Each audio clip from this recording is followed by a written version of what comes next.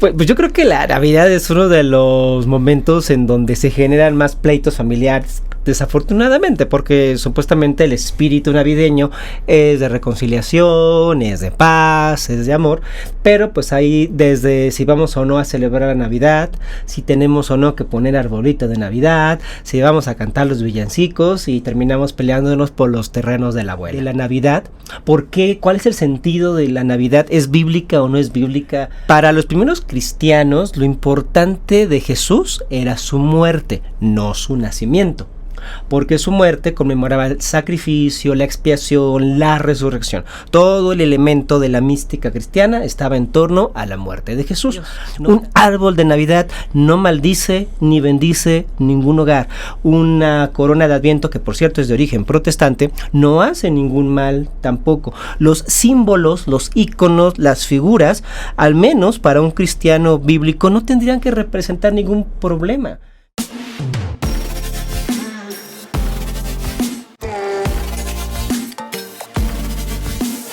¿Qué tal, amigos de Buena Nueva? Soy su amigo Paco Palafox y aquí estoy en esto que es el lado oscuro del cristianismo. Hoy estoy muy contento porque viene con nosotros, nos visita un amigo que eres polémico, amigo, eres... Un poquillo nada más, eres sabiondo para mí, me encanta escucharte, leerte, y yo sé que también mucha gente le gusta, aprende, confronta, los motivas, los desafías a buscar, no creernos también todo lo que escuchamos por ningún lado que lo escuchemos, pero creo que eso es mis tiliches teológicos. Mi querido Raúl, gracias, saludo bien, ya no te vamos en COVID.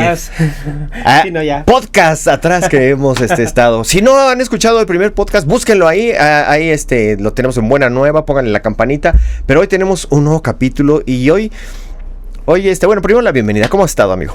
Muy bien, Paco, y muy contento de estar una vez más por acá contigo. Siempre es un gusto poder platicar. Además, pues creo que el espacio que tienes es sumamente bueno porque es muy diverso. Tocas pues muchísimos temas, muchísimos tipos de personas y pues muy contento de que dentro de ese abanico pues también hay espacio para este pobre tilichero. Para este pobre tilichero, dices diferentes tipos de personas. ¿Qué tipo de personas es el tilichero?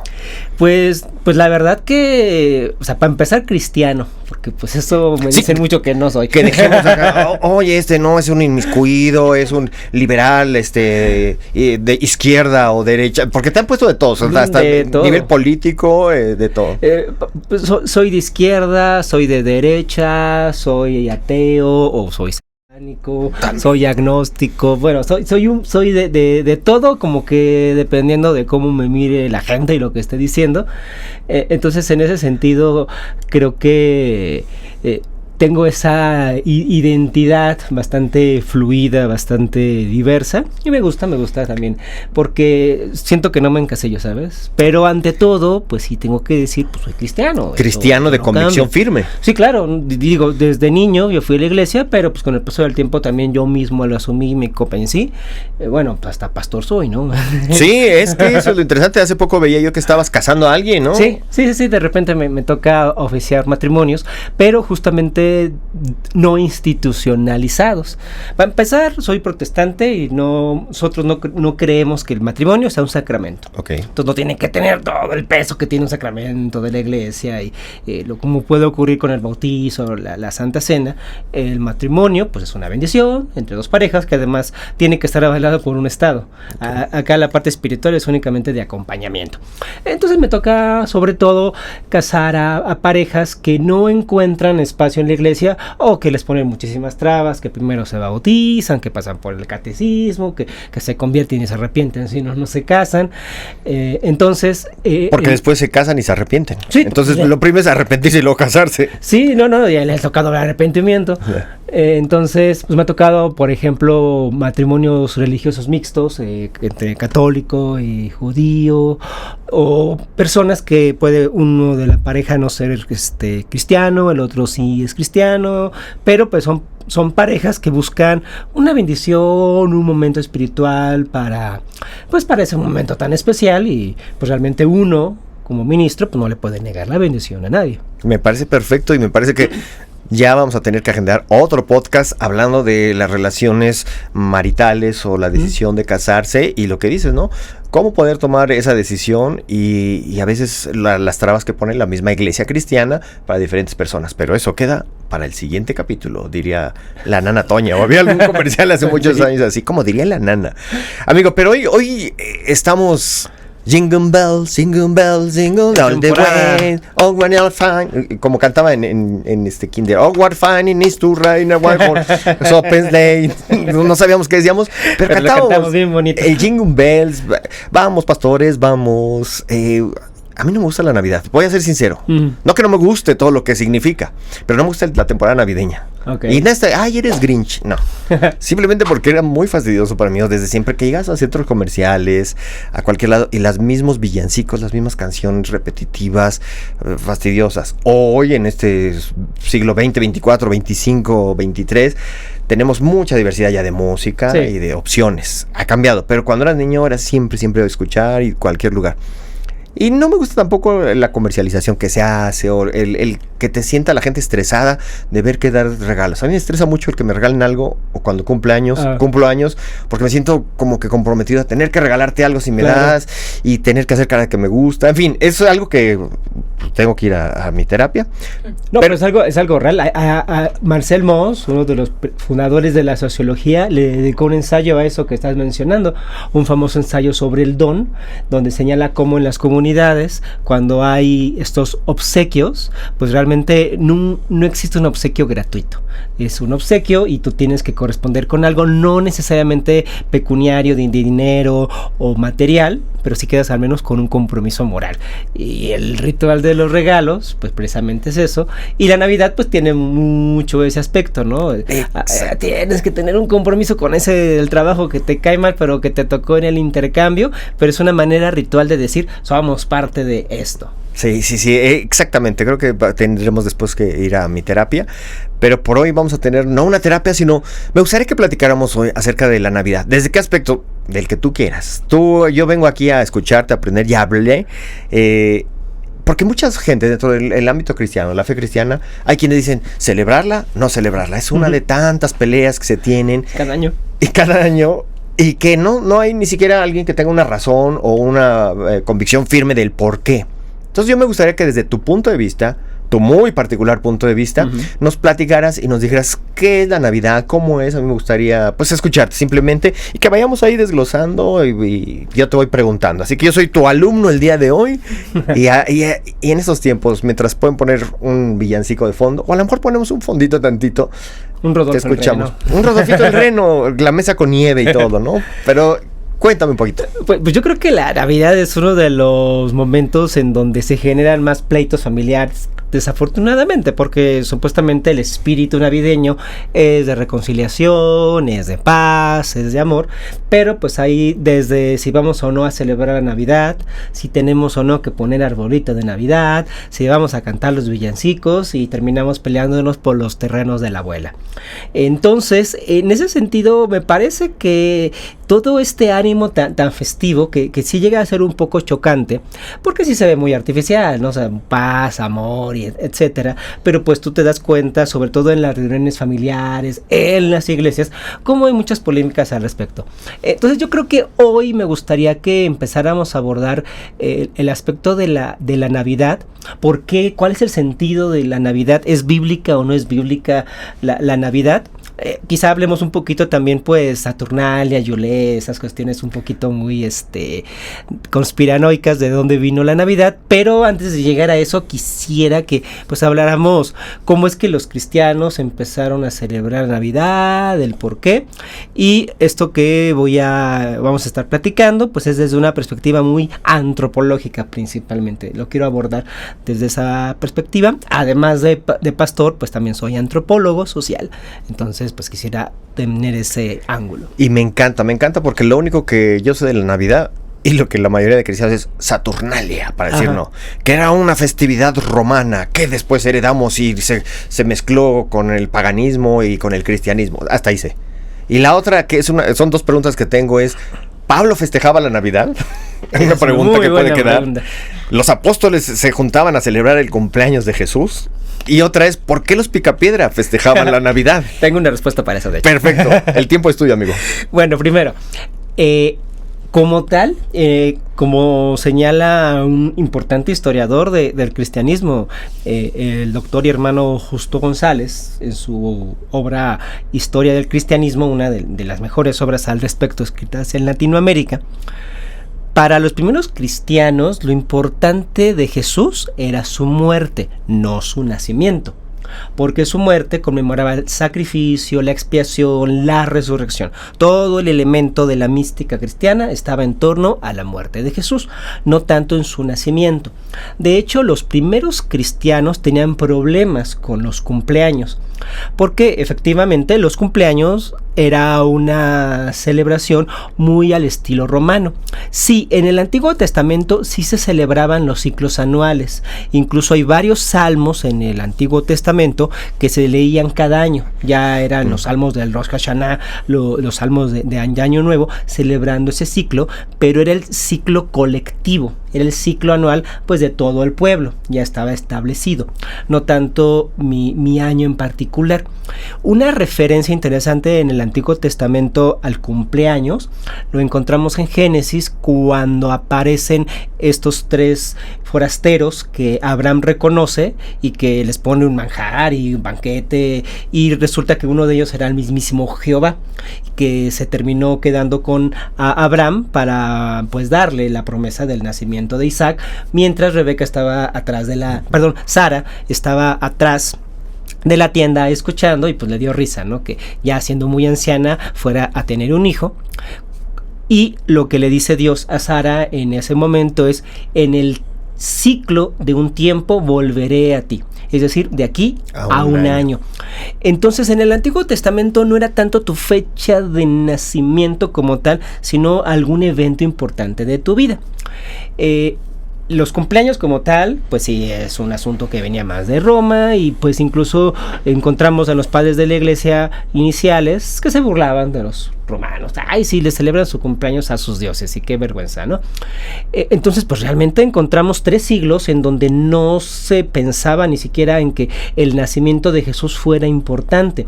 De hecho, la primera crónica que tenemos respecto de una celebración litúrgica conmemorando el nacimiento de Jesús es en el siglo IV, allá por el año 346.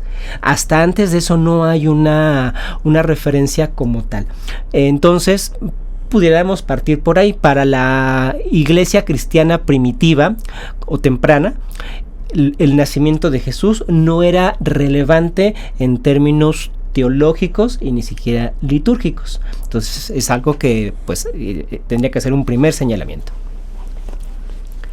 Ahora, ¿cómo es entonces que empezó a cobrar relevancia? Si bien en el siglo IV ya tenemos este primer vestigio de que a alguien se le ocurrió como conmemorar el nacimiento de Jesús, hasta el siglo IX es cuando ya va a ser como tal una conmemoración más hecha y derecha. Y sin embargo no va a alcanzar un consenso en todas las iglesias cristianas. Para esta época pues el cristianismo tenía muchas vertientes. Estaba el cristianismo muy continental, muy vinculado a Roma, pero los ingleses incluso hasta tenían otro calendario litúrgico. Se encontraban otros cristianismos más hacia el norte de Europa, que eran principalmente arrianos, o sea, ellos no creían en la Trinidad. Estaban los cristianismos que se encontraban en el norte de África. Había cristianismos pues que vinculados más a Antioquía y a la zona de Asia Menor. Entonces, en esa época realmente, aunque Roma era importante, no mandaba en todos los cristianismos, sobre todo pues todos los de la facción de la zona oriental, la zona de Grecia, pues ahí también se cosían aparte. Entonces la Navidad costó trabajo en que fuera tan popular como lo es el día de hoy, y al grado de que podemos encontrar una anécdota muy navideña. Yo me imagino algo así como imagínate a Santa Claus encarcelado, a pobre Rodolfo quizá extraviado ahí en el monte, los niños muy tristes y el mundo en un colapso total en los años de 1659 y 1681, porque en ese periodo de año los puritanos en Boston prohibieron legalmente celebrar la Navidad. Si celebrabas la Navidad, de hecho, te podían meter a la cárcel. Entonces, seguramente ahí ocurrió toda una épica navideña, en donde finalmente tuvieron que liberar a Santa Claus, quizá con un arbolito de Navidad maravilloso, para que después se levantara este veto de poder celebrar la Navidad. Pero bueno, fue una época importante, donde podemos concluir que el Grinch seguramente es puritano. O sea, entonces, pero estamos hablando de 1600, me estás diciendo aquí. Pero entonces la primer Navidad, porque ya me mencionaste a Santa Claus, y Santa Claus llegó, se supone que es un producto, hasta donde sabemos, del marketing de un refresco, de una gaseosa, de un refresco de cola. Entonces parece que fue ahí, pero también se relacionó a eso, se robaron el personaje de una historia y de un cuento. Sí, claro. ¿Cómo es esa fusión? Porque entonces aquí ya hay dos personajes, para algunos de fantasía, el nacimiento de Jesús y Santa Claus, o Papá Noel, como le dicen en algunos lugares, y ahí tiene otros nombres también, este mismo señor en Alemania sí, y todo. En muchas partes tiene del mundo. diferentes nombres, pero es el mismo personaje. ¿Y cómo fue que se fusionó? Y la otra es la realidad de celebrar el nacimiento para los que somos de la fe de nuestro Salvador. ¿Qué dices? Lo más importante sí es pensar en su muerte, porque no existe una fecha tal cual para decir, en este mes nació. ¿Por qué fue que se tomó como diciembre?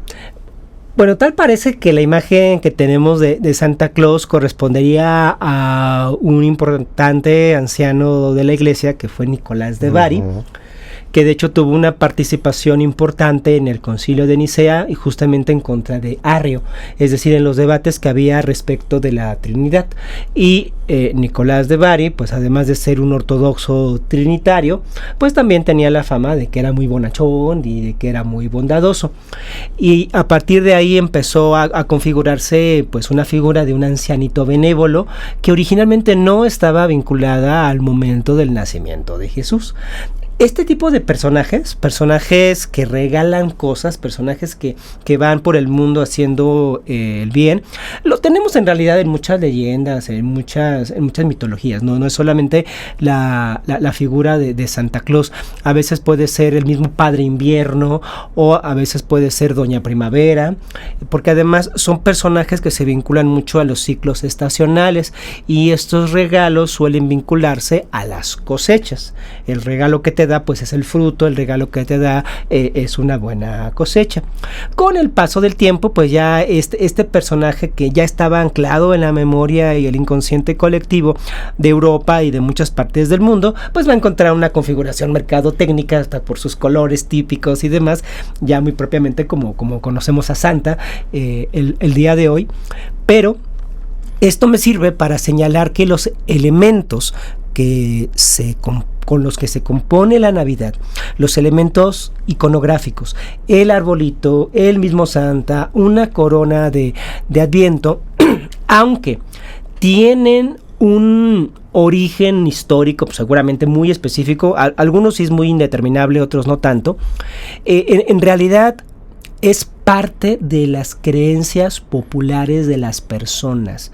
La idea del viejito bonachón que te regala cosas no es que surgiera con Nicolás de Bari, es que es una idea de que ese tipo de personas existen, y únicamente pues encontramos cada cultura donde o con quién lo podemos ver reflejado. Entonces, en ese sentido, la figura de Santa sí es independiente de la figura de Jesús, porque son dos entidades distintas. Uno es Jesús, el Salvador del mundo, y otro es este viejito bonachón, que bueno, ya la Navidad, para poder hacerlo la gran celebración que es, pues terminó vinculándolos. Ahora, esto que me preguntabas, ¿no? ¿Qué pasa con el nacimiento de Jesús? ¿Celebrar o no celebrar su cumpleaños? Un cumpleaños muy extraño, porque en lugar de darle regalos a él, que es el festejado, nos regalamos entre nosotros. Y cuando, de hecho, el mismo nacimiento de Jesús sería el mismo regalo. Entonces, eso es algo que habría que recuperar, yo creo que también en nuestros cumpleaños. En un cumpleaños, el del que sea, de cada uno de nosotros, el verdadero regalo es el cumpleañero o la cumpleañera. Celebrar la vida del que está cumpliendo el año, y tú eres el regalo para nosotros. Y en esta lógica que hablábamos del intercambio del don, pues claro, como tú eres nuestro regalo, porque te queremos, porque te amamos, entonces pues te damos un obsequio, pero el principal regalo de la fiesta, pues eres tú. Ok. Ahora, sí. A mí el mejor regalo que me pueden dar es que no se acuerden cuántos años cumplo. Entonces, ya llegas a una edad en donde gracias, no se acuerden de qué años cumplo. Pero perdón, te sigo. Y ahorita tengo varias preguntas que están ahí al aire. Pero sí. Es muy interesante que, por ejemplo, en la Biblia tenemos 2 evangelios que nos dan este relato de la Navidad. El Evangelio de Mateo y el Evangelio de Lucas. Y lo interesante es que fuera de estos, ya no solamente evangelios, fuera de los principales capítulos, los capítulos iniciales de Mateo y de Lucas, el tema de la Navidad no vuelve a aparecer. Ni en esos mismos evangelios, ni en ninguna parte del Nuevo Testamento, incluyendo todo el epistolario paulino. La Navidad, si lo viéramos estadística o proporcionalmente, es absolutamente indiferente en el Nuevo Testamento. Únicamente son 4 o 5 capítulos que hablan de este evento y no se vuelven a mencionar, a aludir, y ni siquiera se convierten en algo necesario para la fundamentación doctrinal posterior. ¿Por qué? En parte, pues tiene una razón de historia, porque estos pasajes de Mateo y de Lucas, donde se nos narra el nacimiento de Jesús, son, como se dice en ciencias bíblicas, tardíos. Es decir, ya corresponden a un proceso editorial muy adentrado, el siglo II después de Cristo. Las versiones más primitivas o prístinas, tanto del Evangelio de Mateo como del Evangelio de Lucas, no contenían esos relatos de la Navidad. Esos relatos fueron incorporados posteriormente cuando empezó el proceso de editorialización del Nuevo Testamento, que de hecho eso no va a terminar sino hasta el siglo III o hasta el siglo IV.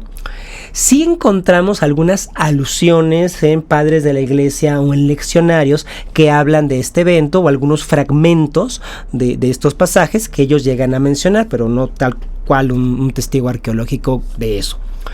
¿Qué significa eso? Eso significa que los relatos de la Navidad fueron un producto del cristianismo ya posterior, ya que se había consolidado, incluso podemos decir, ya que tenía las bases doctrinales mínimas con las que se habilitó este movimiento socio-religioso, empezó a incorporarse esta narrativa de la Navidad, pues como una parte muy común en aquella época, que era darle cierto giro épico, cierto giro místico al personaje heroico, porque se tenía muy palpable pues la muerte. Entonces, como que para complementar o para completar el arco, pues había que también poner su nacimiento, pero realmente en un inicio fue muy marginal, no fue tan importante. ¿No es un poquito como el clásico que vemos, el viaje del héroe? El que se trata tanto en las películas y todo, el pequeño que de pronto tiene un conflicto, pierde una tragedia.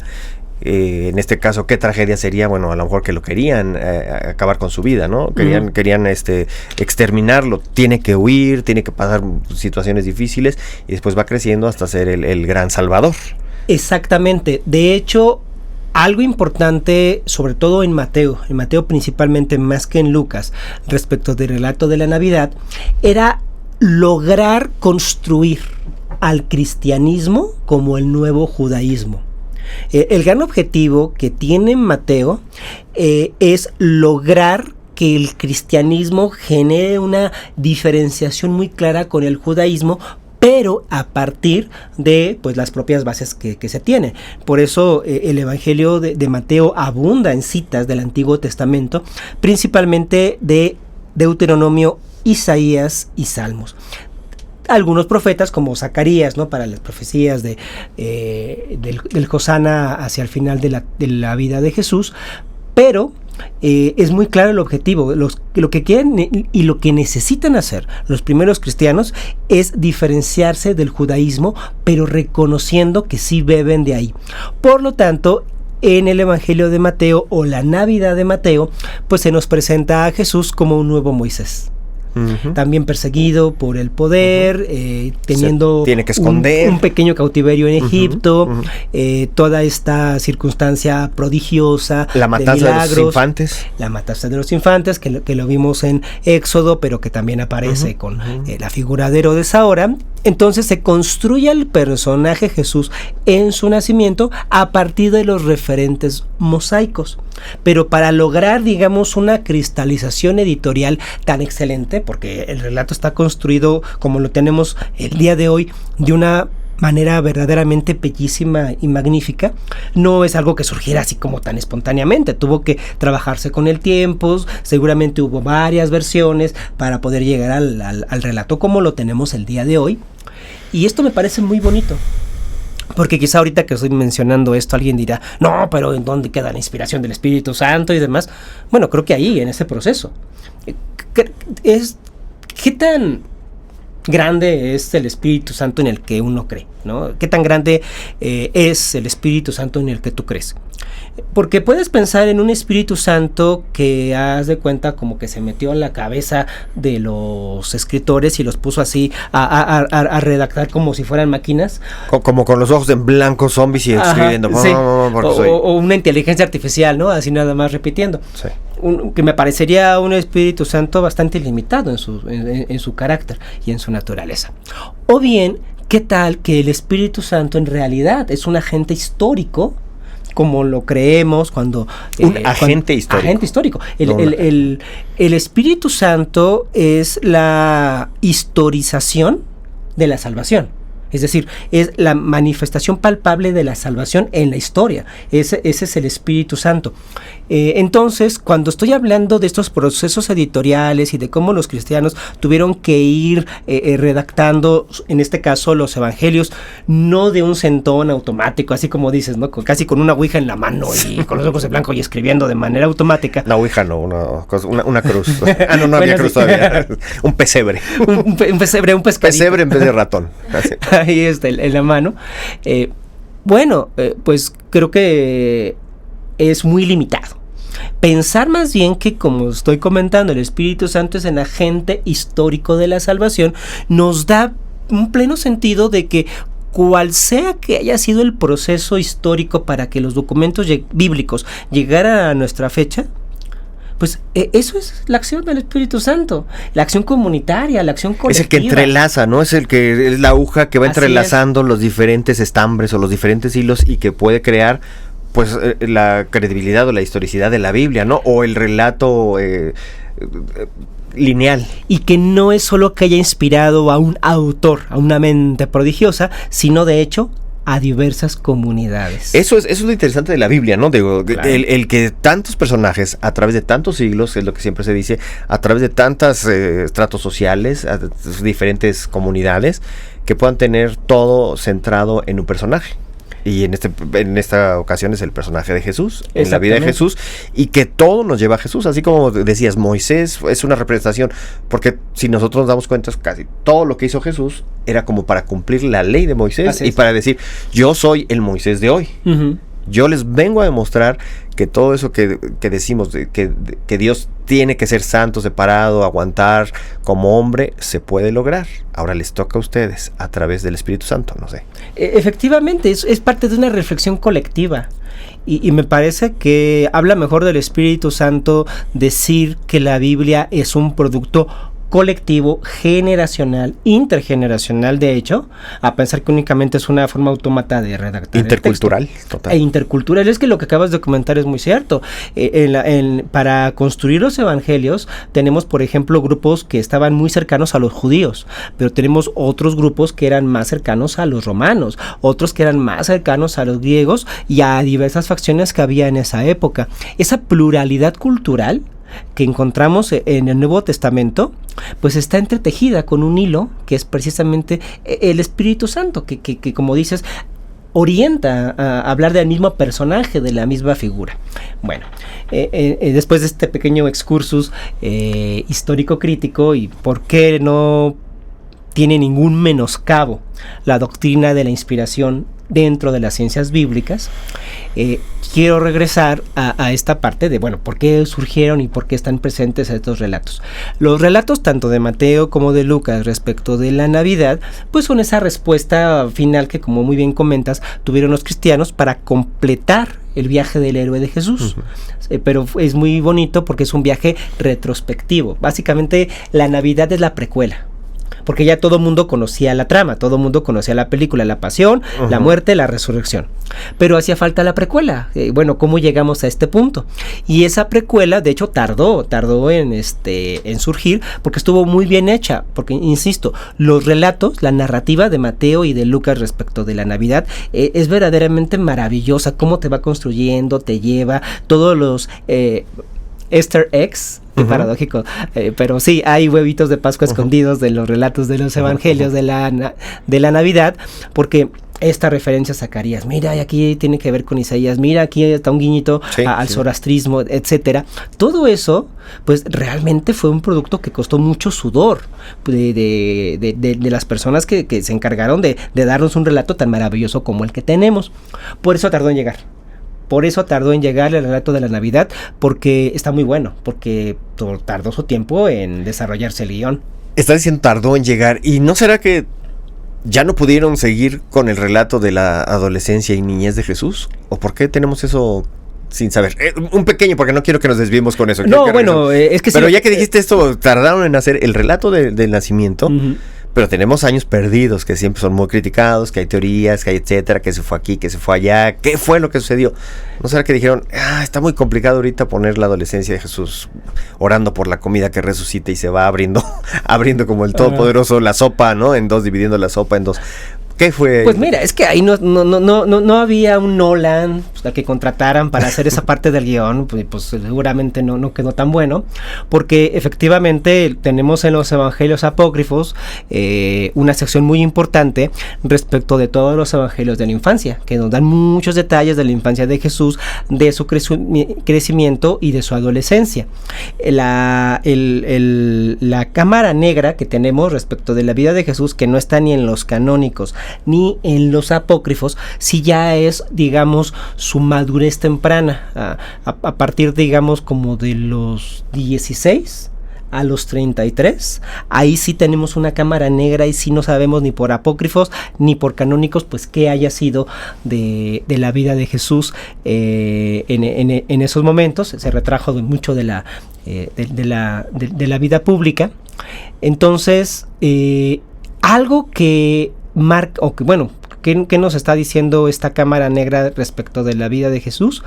Que para los cristianos pues realmente no era importante, no era relevante tener la biografía completa de Jesús, sino únicamente pues esos hitos importantes. Su muerte inicialmente, su fase ministerial y bueno, en algún momento pues asignarle también su nacimiento. Pero esto también se vincula a cómo pensaban entonces los primeros cristianos que había aparecido Jesús. Por ejemplo, como soy pastor, traje mi Biblia. Perfecto, amigo. Perfecto, y de papel. Sí, claro, sí, la old school. La que suena bonito. Yo ya no puedo usar eso porque ya no alcanzo a ver las letras, pero adelante. Encontramos un credo muy antiguo que se pone en la primera epístola a Timoteo. Y es un credo como de los más antiguos que tiene el cristianismo, que encontramos incluso dentro de la misma Biblia. Cristo vino al mundo como ser mortal. Estoy leyendo la Biblia hispanoamericana, pero bueno, pueden contrastar con sus propias Biblias. Cristo vino al mundo como ser mortal, o otras versiones ponen Cristo vino al mundo en carne. Aunque realmente aquí ya las versiones más antiguas tratan de evitar la palabra carne, porque ese es un término muy de la teología de Juan.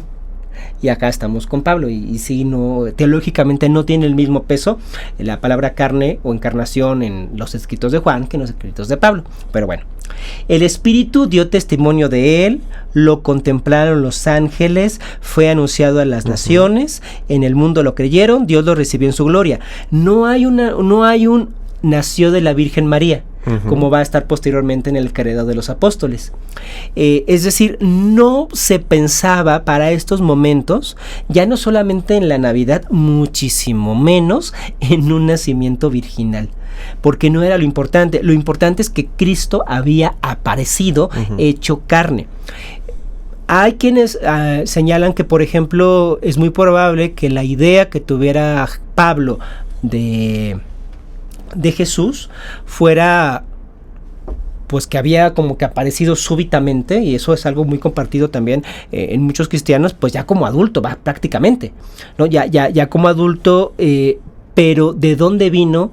No era algo como que importara mucho. Incluso si hubiera, no sé si se acuerdan de la intro de Mr. Bean, cuando aparece la luz Mr. Bean y así cae, pues quizás sí se imaginaban. Me vino a la mente Terminator, pero sí. O como Terminator también, ¿no? Aparece la luz y pum, de repente aparece este emisario y empieza su historia.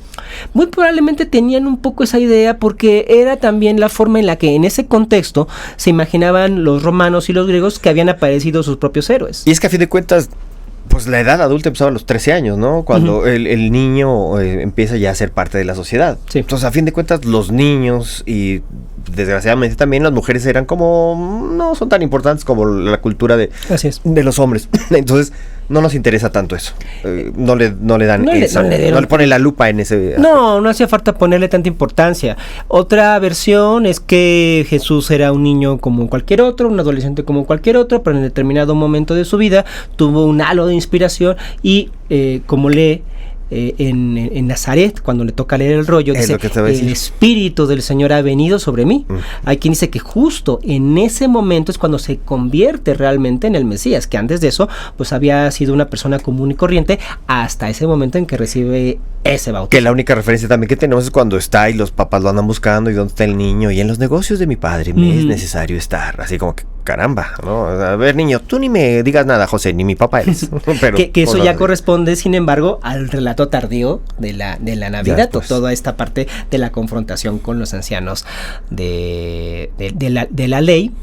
Entonces, básicamente es esto, es decir, lo importante de Jesús es lo que hizo, no tanto los detalles. No tanto la fecha. La fecha no nos interesa. No, y la fecha tampoco. A ver, 25 de diciembre seguramente no nació el 25 de diciembre. ¿Por qué celebramos entonces Navidad el 25 de diciembre? Porque ni siquiera es el año que es el año romano, es el año judío o el año de otro. Entonces no tenemos nada que ver en esos meses. No existe. Si nos ponemos estrictos, Jesús nació 4 o 5 años antes de Jesús. Entonces está muy complicado. Ya después veríamos por qué empezamos con ACDC, ¿no? Entonces, aparte de que es un grupo de rock de los 90, muy bueno. No vamos a detallar en Angus Young ni nada de eso. No tiene mucho sentido histórico pensar en eso, porque no cuadran las fechas. Ok, entonces no es necesario para un cristiano celebrar el nacimiento ahí, pero ¿por qué lo hacemos? ¿Y por qué no lo debemos hacer?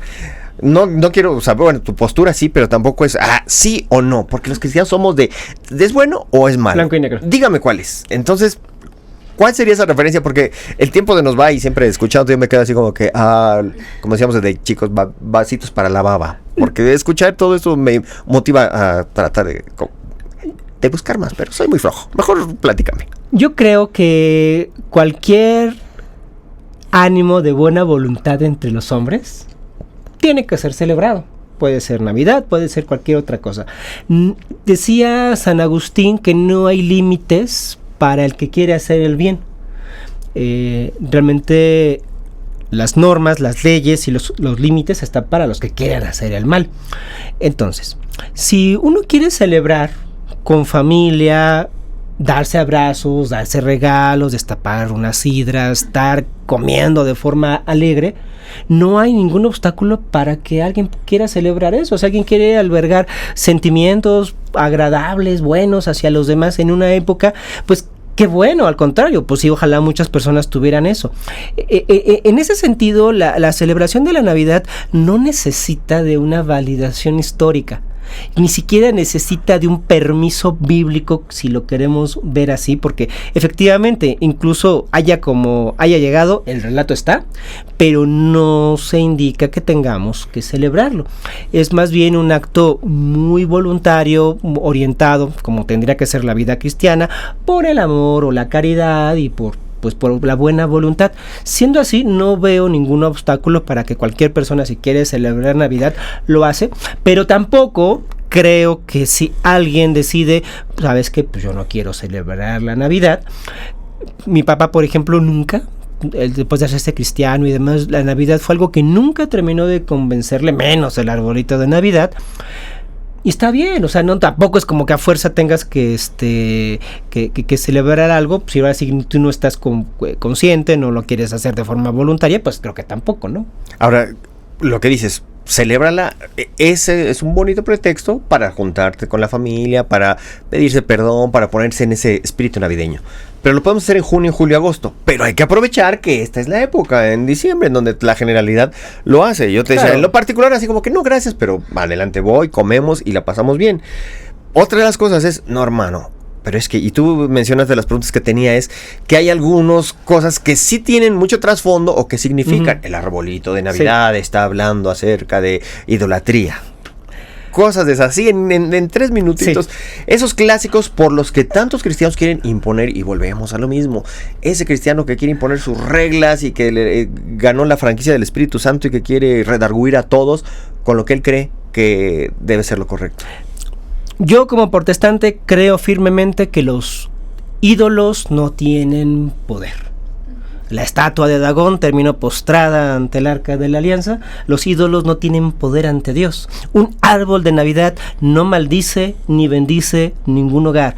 Una corona de Adviento, que por cierto es de origen protestante, no hace ningún mal tampoco. Los símbolos, los íconos, las figuras, al menos para un cristiano bíblico, no tendrían que representar ningún problema.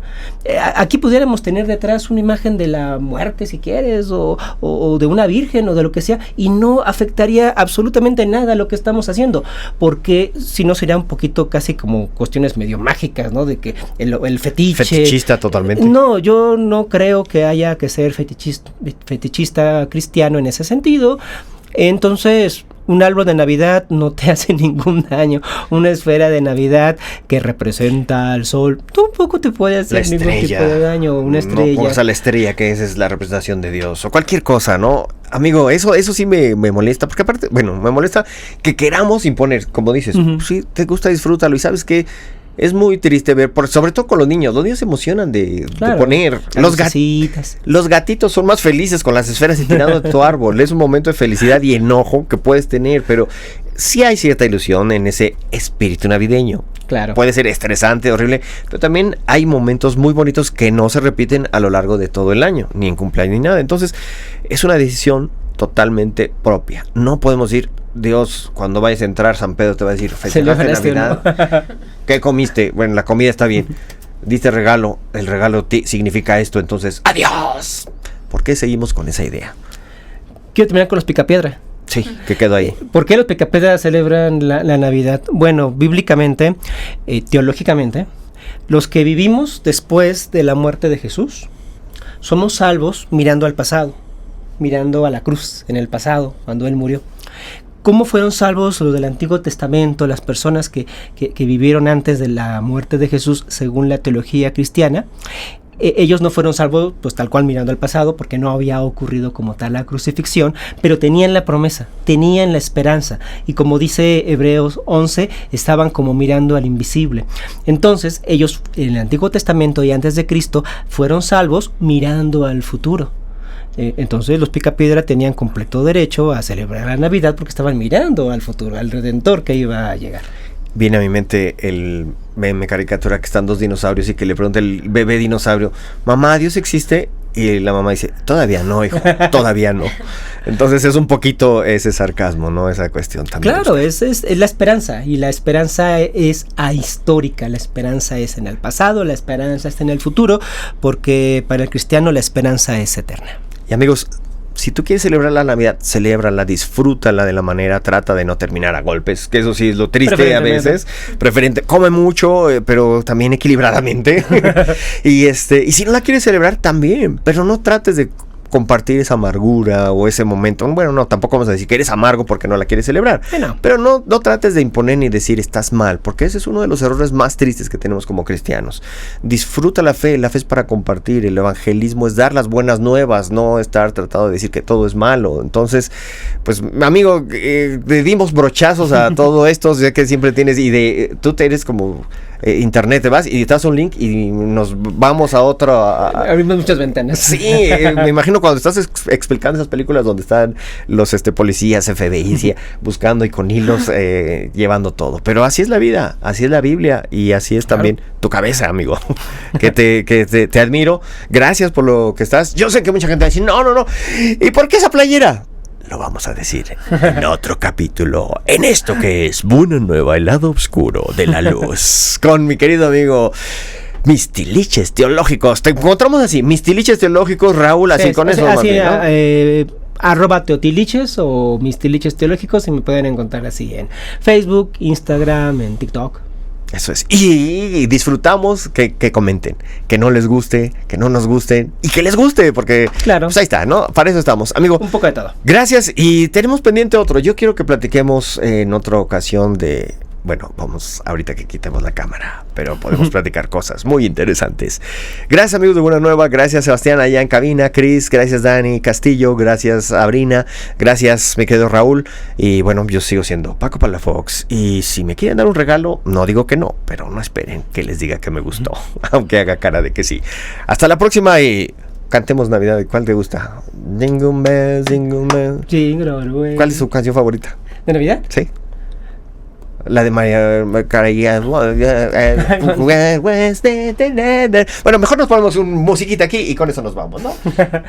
Vamos a hacer una pastorela. Rodolfo era el reno. Ese me gusta. Era mucho. Rodolfo un reno que tenía la nariz roja porque bebía mucho. Hasta la próxima. Gracias. Esto es Buena Nueva. Amigo, gracias.